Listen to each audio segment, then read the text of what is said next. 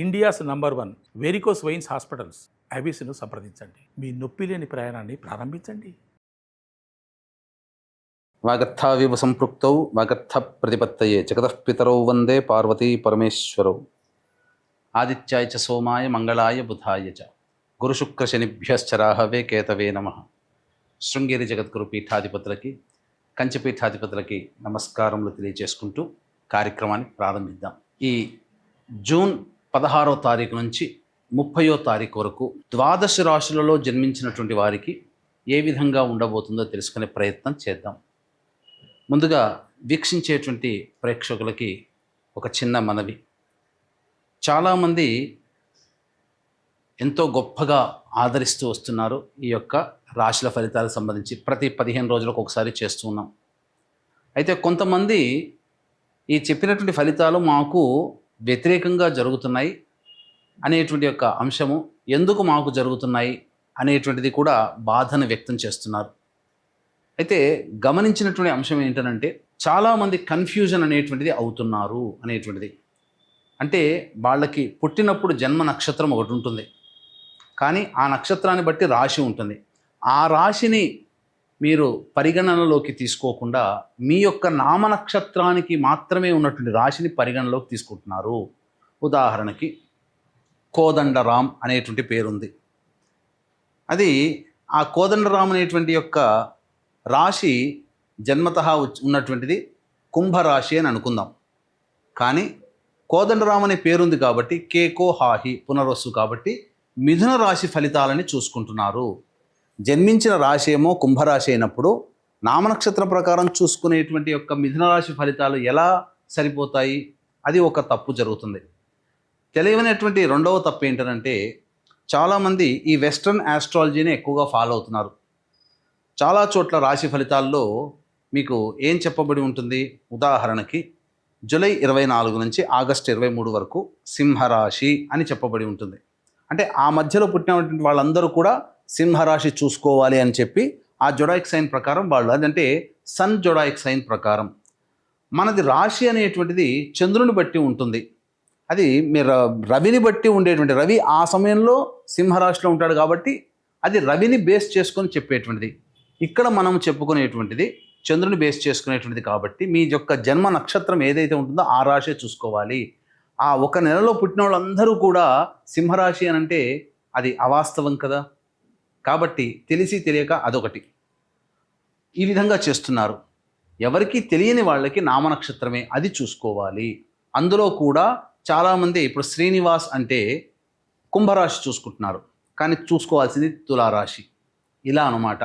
కాబట్టి ఈ తేడాని, ఈ మార్పుల్ని మీరు గమనించుకొని అసలు సిసలైనటువంటి మీ రాశి ఏందో దాని ప్రకారం మీ జన్మ పత్రిక ప్రకారం ఉన్నటువంటి రాశిని చూసుకుంటే అప్పుడు మీకు ఫలితాలు కరెక్ట్గా 90% వరకు మీకు మ్యాచ్ అవుతాయి.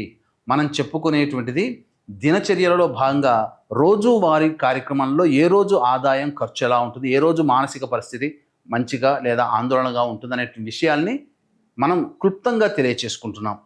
కాబట్టి ఇవి విషయాలు పరిగణలోకి తీసుకొని మన ఈ చెప్పబడేటువంటి రాశి ఫలితాలు మీరు ఆపాదించుకున్నట్లయితే 90% వరకు మీకు అవి సరిపోతాయి దినచర్యలో రోజువారీ కార్యక్రమంలో. ఇక మనం వివరాల్లోకి వెళ్ళినట్లయితే 16వ తారీఖు నుంచి 30వ తారీఖు వరకు ఉన్నటువంటి గ్రహ సంచారం తెలుసుకుందాం. మీనరాశిలో శని సంచారం, అలాగే మేషరాశిలో శుక్రుడు మరియు రవి బుధ గురు యొక్క గ్రహ సంచారము మిథున రాశిలోకి, అలాగే 23వ తారీఖు నుంచి బుధుడు కర్కాటక రాశిలో ప్రవేశం చేస్తారు. అలాగే కుజుడు కేతు సింహరాశిలో మరియు రాహువు కుంభరాశిలో సంచారం జరుగుతుంది. దీనిని బట్టి ఈ 12 రాశుల వారికి ఏ విధంగా ఉండబోతుంది 16వ తారీఖు నుంచి మరియు 30 జూన్ వరకు అని తెలియజేసుకుందాం. ద్వాదశ రాశులలో భాగంగా 16 జూన్ నుంచి 30వ తారీఖు జూన్ వరకు ధనుస్సు రాశిలో జన్మించినటువంటి వారికి ఏ విధంగా ఉండబోతుందో తెలుసుకునే ప్రయత్నం చేద్దాం.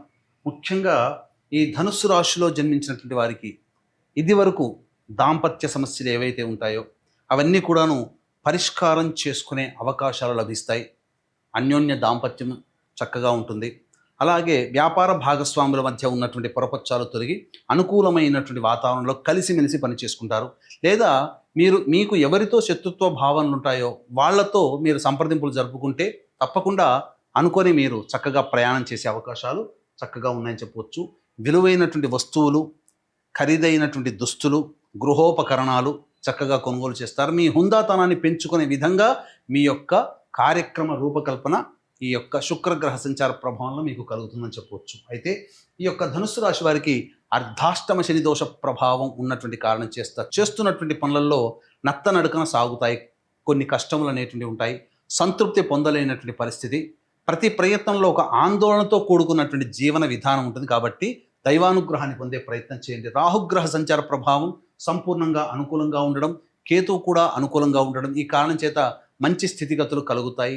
తద్వారా మాయా నుంచి మీరు బయటపడతారు. అంటే ఏది సరైనది ఏది సరికాదు అనే విషయ జ్ఞానం మీకు కలుగుతుంది. తద్వారా మీరు ఎంచుకున్నటువంటి రంగంలో ముందుకు సాగడానికి మంచి అవకాశములు, మార్గాలు ఈ రాహుకేతులు మీకు అనుకూలిస్తాయని చెప్పవచ్చు. ఇక ప్రధానంగా చూసుకున్నట్లయితే ఈ యొక్క ధనుస్సు రాశి వారికి బుధగ్రహ సంచార ప్రభావం 22వ తారీఖు వరకు కూడా అనుకూలంగా లేదు.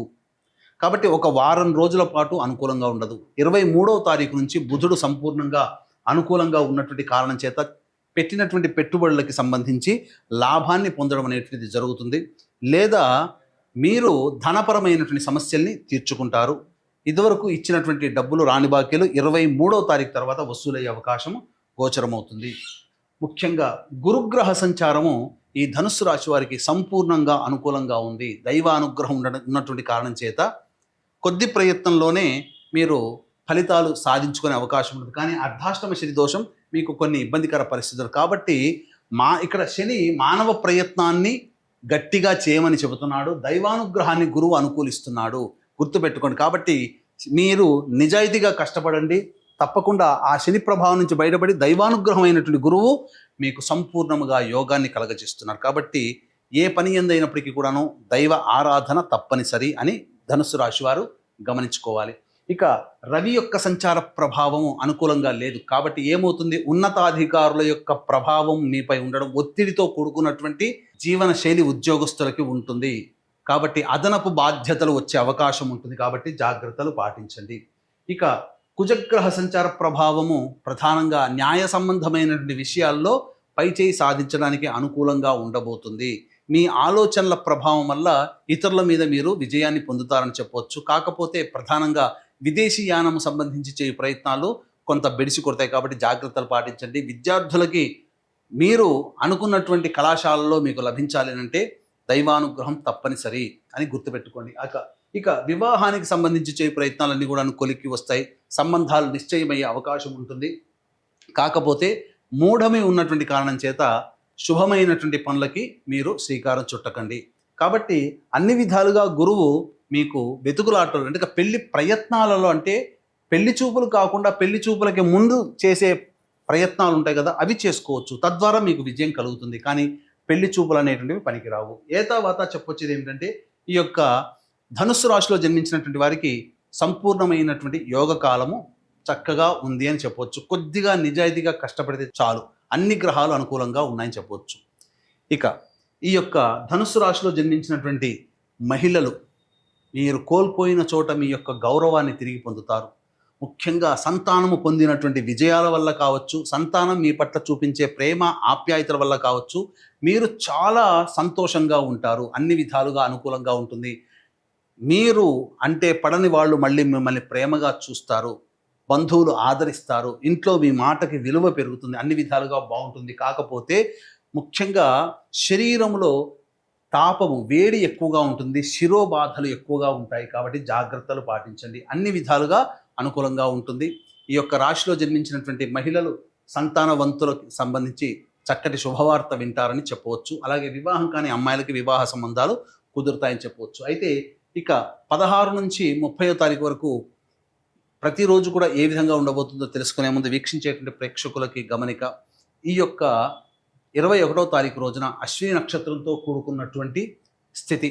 కాబట్టి ఏకాదశి కూడా ఇంతటి మహాపర్వదినం రోజున మీ జాతకరీత్యా కలుగు విద్య, వివాహ, ఉద్యోగ, దాంపత్య, అనారోగ్య సమస్యల నివారణకి మరియు మేష, మిథున, కర్కాటక, సింహ, కన్య, వృశ్చిక, ధనస్సు, కుంభ, మీన రాశిలో జన్మించినటువంటి వారికి శనిదోష పరిహారార్థమై సర్వదోష నివారణ పూజలు, హోమాలతో పాటుగా సంపూర్ణ నవగ్రహ శాంతి అనేటువంటిది జరిపించి శక్తిపాతము చేయబడినటువంటి శంకరుంగలి మాలని మీకు అందివ్వడం జరుగుతుంది. అవకాశం ఉన్న వాళ్ళు కార్యక్రమ తదనంతరం కాంటాక్ట్ చేసి మీ గోత్రనామాదులు నమోదు చేసుకోవచ్చు.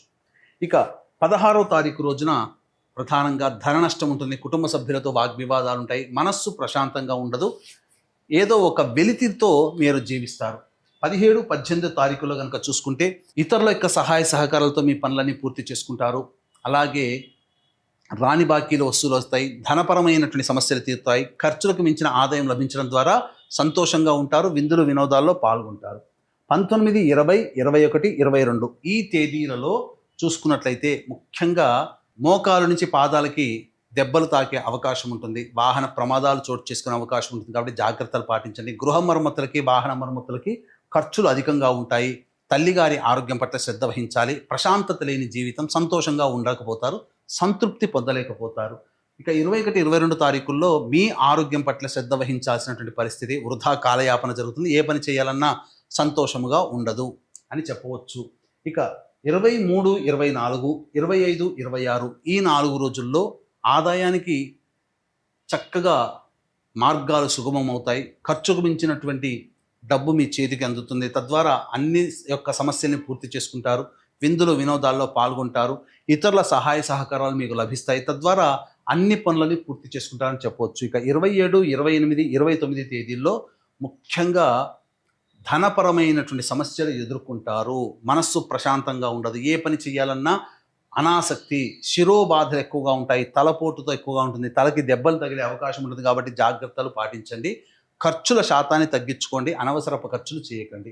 ఇక 30వ తారీఖు రోజున సంతానం మూలకంగా విభేదాలు, సమస్యలు పెరుగుతాయి. సంతానంతో లౌక్యంగా వ్యవహరించండి.